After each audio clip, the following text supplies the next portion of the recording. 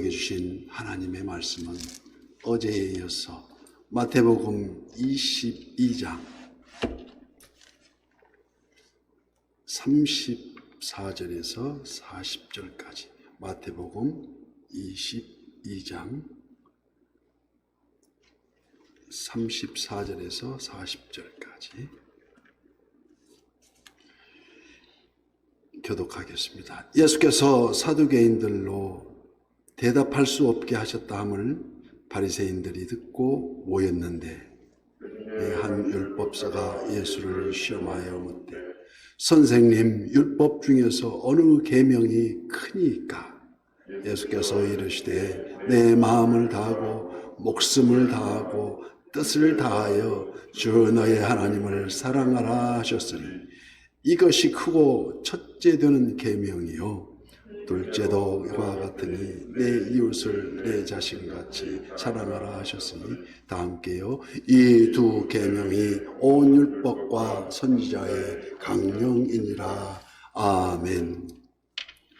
오늘도 실시간 유튜브를 통해서 기도의 향연 속에 오늘도 새벽을 깨우는 우리 성도님들 모두에게 하나님의 평강과 은혜가 충만하시기를 축복합니다. 구약 성경에 지켜야 할 계명이 무려 613개나 되는데, 놀라운 숫자입니다. 613개. 그 중에서 꼭 지켜야 할 긍정적인 계명이 있고, 또 그 긍정적인 계명, 뭐뭐 하라는, 하나님을 공경하라는 그런 하라는 계명이 248개 조항. 그 다음에 하지 말라는 조항, 그 사선체가 하지 말라는 조항이 365개 조항. 그래서 613개 조항인데, 이 숫자는 공교롭게도 365일, 1년을 가르치는 365일 숫자와 248개의 숫자가 있는데, 우리의 인체의 뼈 마디마디가 그 숫자가 206개입니다. 206개. 그런데 지체가 되는, 안에 그 내장과 모든 지체가 되는 그 지체가 248개. 아주 우연히 일치같이 보이지만 아주 우리가 중요하게 묵상해야 할 자료가 되지 않겠습니까? 그 중에 제일 으뜸으로 여기는 쉐마 복음이라고 하는, 쉐마 이스라엘아 들으라는 신명기 6장 4절 말씀에, 이스라엘아 들으라, 우리 하나님 여호와는 오직 유일한 여호와시니 너는 마음을 다하고 뜻을 다하고 힘을 다하여 내 하나님 여호와를 사랑하라고 말씀합니다. 진정 하나님을 사랑한다면 그 사랑으로 인해서, 그 하나님의 그 베이스에 깔린 그 사랑으로 한 생명을 천하보다도 귀하게 여기신다는 그 자체를 알게 되므로, 우리가 잠언 말씀에서 하나님을 아는 지식이 지혜라고 한다면 매일매일 와서 더 알아가는 게 명철인데, 그 하나님의 사랑을 힘입어서 자신을 사랑할 수 있고, 그래서 자신을 사랑할 수 있는 자만이 필연적으로 내 몸같이 이웃의 형제를 사랑할 수 있다는 것입니다. 그래서 레위기 19장 18절 말씀에 원수를 갚지 말며 동포를 사랑하지 말며 원망하지 말며 내 이웃을 사랑하기를 내 자신과 같이 사랑하라고 나는 여호와시니라고 말씀하십니다. 그래서 이게 바로 거룩인데, 거룩이란 구별되어 사는 삶을 말합니다. 그래서 내가 거룩하니 너희도 거룩하라는 그 결론을 내립니다. 그래서 오늘 본문 중에 구약에 정통한 바리새인들 중에 한 율법사가 예수님께 나와서 예수님을 시험하여 묻습니다. 묻되, 어떻게, 선생님, 율법 중에 어느 계명이 큽니까? 365 계명이 있고 그 외에 중요한 뽑아서 248계명이 있는데 613개 중에서 그 당시에 그 랍비들 사이에서 가장 중요한 화제 이슈가 되어가지고 서로가 이렇게 이게 옳다 저게 옳다 그런 그 상황이 벌어진 그때 613개의 전부를 지킨다는 것은 불가능이라고 여겨져서 이러한 배경 속에서 그 율법사가 예수님께 어느 계명이 크냐고 질문하는 것입니다. 이는 바로 이 질문으로서 난처하게 만들어서 그의 권위에 손상을 입히기 위한 질문이었다는 것을 우리 주님은 이미 그 저희를 간파하시고 도리어 이 기회를 교훈의 기회로 삼아서 오늘 본문 주제를 이루는 37절 말씀을 말씀하십니다. 예수께서 이르시되 내 마음을 다하고 거기다 하나 첨부해서 내 목숨을 다하라고 했습니다. 목숨을 다하여 뜻을 다하여 주의 너희 하나님을 사랑하라 하셨으니 이게 이제 신명기 말씀인 것 같이 그 다음에 레위기도 또 포함되었습니다. 이것이 크고 첫째 되는 계명이요 둘째도 그와 같으니 내 이웃을 내 자신과 같이 사랑하라 하셨다는 것입니다. 그래서 이를 요약하면은 너희가 가진 전 존재의 모든 것으로 내 목숨까지도 바쳐서 하나님을 사랑하고 그와 똑같은 마음으로 내 이웃을 내 몸과 같이 사랑하라는 것입니다. 이처럼 명확한 예수님의 답변을 통해서 이 율법사들의 표리부동한 즉 그들이 겉과 속이 다르고 말과 행동이 판이하게 다른 것을 지적하고 계십니다. 그래서 이처럼 결국 그들의 율법을 연구한다 하면서도 그 율법을 준수하려는 열심의 모양은 있었지만 실상은 율법 조항이 그 정신과는 그 의도와는 전혀 무시한 채 하나님 사랑과는 동떨어진 채 그들의 외식을 꾸짖고 있습니다. 외식이란 선한 위장을 한 위선을 가리켜서 외식이라고 합니다. 이는 하나님을 사랑하는 유일한 증거가 그가 이웃을 내 몸과 같이 사랑하며 섬기는 것 외에 다른 무엇이 있을 수가 없다는 것입니다. 왜냐하면 하나님을 진정 사랑함 속에서 그 안에 소중한 존재의 이유를 깨닫게 되고 그래서 자기 자신을 점점 알아가게 되고 하나님이 계심을 깨닫게 되고 지혜의 영 누가 성령 하나님께서 함께 하심으로 내 이웃을 내 몸과 같이 사랑할 수 있다는 것입니다. 그래서 진실로 너희에게 이르노니 천지가 없어지기 전에는 율법의 1.1획도 결코 없어지지 아니하고 다 이루리라고 하신 주님의 말씀입니다. 이 율법은 폐하려 하심이 아니요 율법이 완성으로 오신 하나님께서 예수님께서 위로는 하나님 사랑 위로는 하나님 사랑 그 사랑의 은혜에서 수평으로 내 몸같이 사랑한 이웃사랑이 바로 여기에서 십자가의 도가 우리가 발생합니다. 이루어집니다. 그래서 드디어 십자가의 도가 멸망하는 자들에게는 미련한 것이요 구원받는 우리에게는 하나님의 능력이라 이 하나님의 능력으로서 당당히 어떤 어려움도 어떤 바이러스도 휩쓸고 지나가는 오미크론 위협에서도 당당히 맞서서 승리할 수 있는 그 하나님의 능력이 된다는 것입니다. 그래서 하나님 사랑과 이웃 사랑 이 두 계명이 온 율법과 선지자의 강령이라고 하신 그래서 요즘 이슈가 되고 요즘 화제가 되고 요즘에 걱정거리가 되는 어제부로 지금 오미크론에 이은 신규 바이러스 확진자가 주 6만 명에 이릅니다. 놀라운 숫자입니다.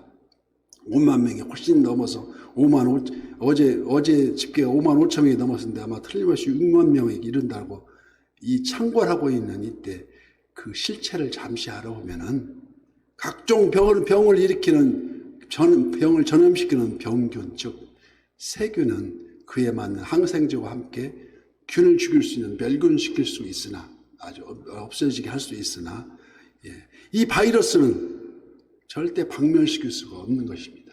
살아있다 이거예요.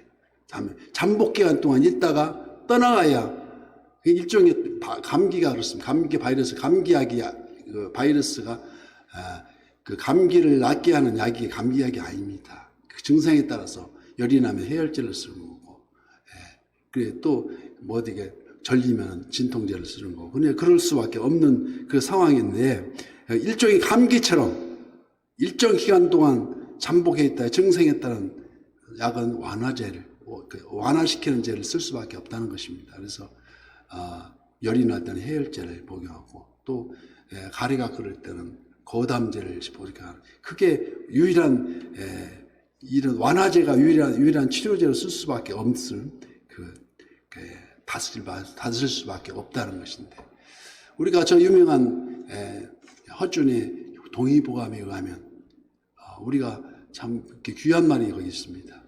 음식으로 목 다스릴 병이 하나도 없다. 다 다스릴 수 있다. 다만 우리가 모르기 때문에 그렇다. 그래서 요즘에 이 바이러스의 항원체에 도움되는 식품이 좀 나열되어 있는데, 거기에 시금치가 들어있고, 뭐 이런 브로콜리가 들어있고, 뭐 이런 사과도 들어있고, 하나님이 주신 음식이 대단히 많습니다. 이렇게 보면 우리가 몰라서 그렇지, 그 콜라비라고 하나요? 이렇게 파란 식물, 그다음에 등푸른 생선, 여러 가지가 있는데, 이게 우리가 항생체를, 우리가 항원체를 만듦으로써 우리가 대항할 수 있어야 되지, 우리가 구원을 이루는 사랑을 이루듯이 똑같은 증상이라 할 수 있습니다. 2019년 12월부터 시작해서 모든 3년째 지금 모든 분야에 침체를 가져오고, 특히 비대면 예배로 인해서 뭐 교계가 감소하는, 물론 잠정 집계로 지금 교회가 10,000개 이상이 문을 닫았다 그래요.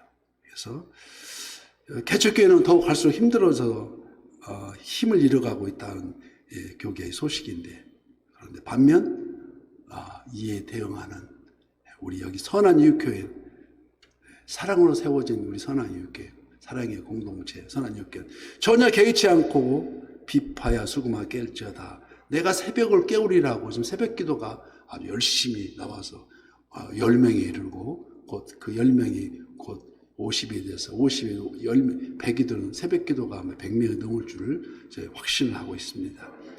그래서 우리가 새벽 예배가 피할 바위가 되시는 여호와 하나님의 이모저모, 거기에 이어서 잠시 아픈 만큼의 성숙을 또 알게 하시고, 그때는 몰랐는데 이게 하나님이 우리에게 베푸신 은혜였구나를 알게 하시고, 그래서 아픈 만큼 성숙게 하시고, 구원받는 우리에게는 하나님의 능력이라. 그래서 온 율법과 선지자의 강령인 하나님 사랑과 이웃 사랑의 일환으로, 그래서 우리가 작은 정성이지만 이웃 사랑 반찬 나누기를 시작해서 그게 점화가 되어서 선한 영향을 맺히는 결과를 낳으리라고 확신합니다. 그래서 요셉도 그 고난과 역경 속에서 언제나 하나님이 함께 하신다는 것을 알고 있습니다. 그래서 온 율법과 선지자의 강령인 하나님 사랑과 내 이웃 사랑은 바로 하나님의 임재를 뜻한다. 그래서 깨닫게 하시는 하나님의 성령님, 그래서 그 고난 속에서 늘 함께 하시는 믿음의 눈으로 바라보면 이 모든 고난의 시험도 능히 이길 수 있다는 것입니다. 그래서 고린도후서 5장 7절 말씀, 이는 우리가 믿음으로 행하고 보는 것으로 행하지 아니함과 같다고 말씀과 같이, 오늘 본문을 통해서 우리가 주시는 교훈은, 우리에게 받아야 할 그 교훈은 사랑은 율법의 완성이라는 것입니다. 그래서 사랑은 이웃에게 악을 행하지 아니하니 그러므로 사랑은 율법의 완성이라고 로마서 13장 10절 말씀. 정녕 하나님의 계명들 중에 어느 하나라도 사랑에 기초하지 아니하는, 그래서 온전히 순종할 수 없다는 것이 아닙니다. 그런 질문 하나도 없다는 것인데, 만약 하나님의 징벌과 심판에 대한 두려움 때문에 억지로 계명을 지킨다면 결국 실패하고 만다는 것입니다.